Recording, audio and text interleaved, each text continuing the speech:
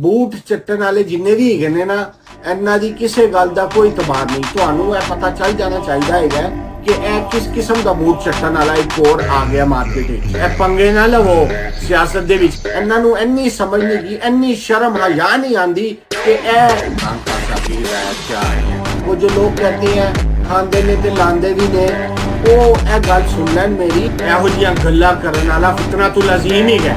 ਆਵਾਮ ਦੇ ਖੂਨ ਪਸੀਨੇ ਦੀ ਕਮਾਈ ਦੇ ਵਿੱਚੋਂ ਟੈਕਸ ਲੈਂਦੇ ਨੇ ਤੇ ਉਹੀ ਪੈਸੇ ਦੇ ਨਾਲ ਜਾ ਕੇ 버ਗਰ ਖਾ ਰਹੇ ਹੁੰਦੇ ਨੇ, ਉਹੀ ਪੈਸੇ ਦੇ ਨਾਲ ਜਾ ਕੇ ਬਾਹਰ ਦੇ ਮੁਲਕਾਂ ਵਿੱਚ ਸੈਰਾਂ ਕਰਦੇ ਨੇ। मुआवजा आपके सामने स्क्रीन पे शेयर किया, आप उसको भी देख सकते हैं। लोगों को तुसी दस देंदे हो कि तौबा करो। ग्रीन लेन जो बनाई थी पंजाब हुकूमत ने, वो सारी एक बारिश की मार थी कि वो ठेकेदारों ने, वो टेंडर विनर्स ने जिन्होंने ये ग्रीन लेन बनाई थी, उन्होंने इसके अंदर कितनी ज्यादा पैसे की करप्शन की होगी। ये सारे करप्ट लोग इकट्ठे किए हुए ने। तुसी मजहबी स्कॉलर हो, तुसी की दीन दे नाम ते अपना मंजन बेचना शुरू कर दिता है।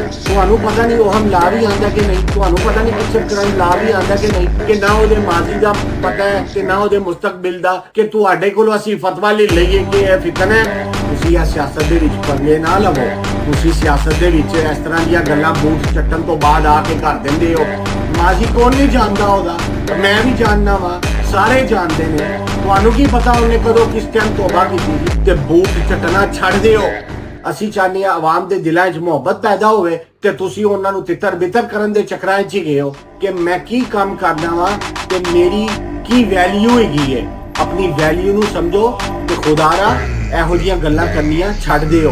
ਬੂਟ ਚੱਟਣ ਵਾਲੇ ਜਿੰਨੇ ਵੀ ਹੈਗੇ ਨੇ ਨਾ, ਇਹਨਾਂ ਦੀ ਕਿਸੇ ਗੱਲ ਦਾ ਕੋਈ ਇਤਬਾਰ ਨਹੀਂ। ਤੁਹਾਨੂੰ ਇਹ ਪਤਾ ਚੱਲ ਜਾਣਾ ਚਾਹੀਦਾ ਹੈਗਾ ਕਿ ਇਹ ਕਿਸ ਕਿਸਮ ਦਾ ਬੂਟ ਚੱਟਣ ਵਾਲਾ ਇੱਕ ਹੋਰ ਆ ਗਿਆ ਮਾਰਕੀਟ ਵਿੱਚ। ਇਹ ਪੰਗੇ ਨਾ ਲਵੋ ਸਿਆਸਤ ਦੇ ਵਿੱਚ। ਇਹਨਾਂ ਨੂੰ ਇੰਨੀ ਸਮਝ ਨਹੀਂ ਗਈ, ਇੰਨੀ ਸ਼ਰਮ ਹਯਾ ਨਹੀਂ ਆਉਂਦੀ ਕਿ ਇਹ